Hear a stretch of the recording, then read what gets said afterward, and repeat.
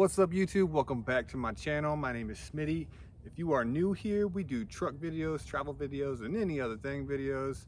So if you stick around long enough, if you subscribe, you'll probably see something that you like and you'll get some information from it. Today's video, we're going to be installing a roof rack on the RAV4. This is a 2021. This roof rack is stupid simple. My 99-year-old grandma can do it. Toyota has made it really dummy proof.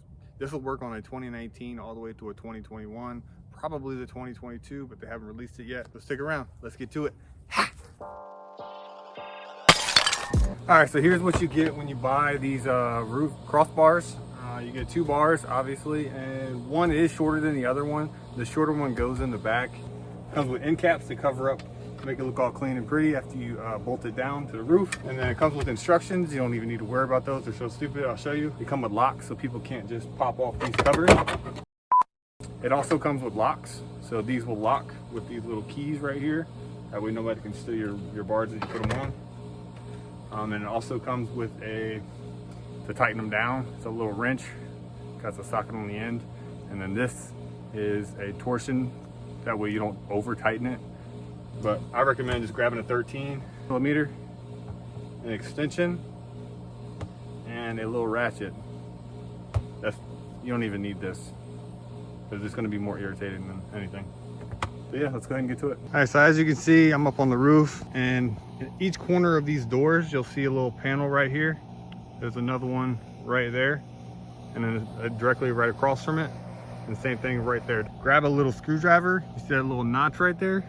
Stick the screwdriver in it. Actually, if you don't want to use a screwdriver, grab your keys. Stick your key in it, and then pop it up, and it'll expose the hole where you're going to mount it. Do the same thing to the other three. All right, heading back to the back, all you have to do is just make sure you have the 13 millimeter bolt and tension washer. It helps when you're driving so it don't unscrew. So just make sure all four of them are in there.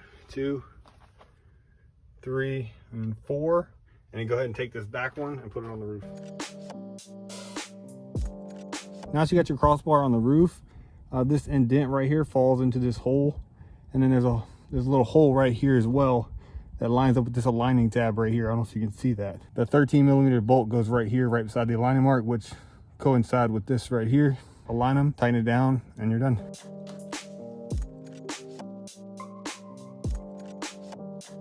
All right, so after you got them both kind of snugged up, just go ahead and just give it one little tight.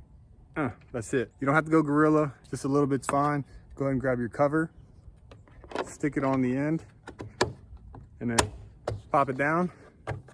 Grab the little locking key, and then lock, and then you're done.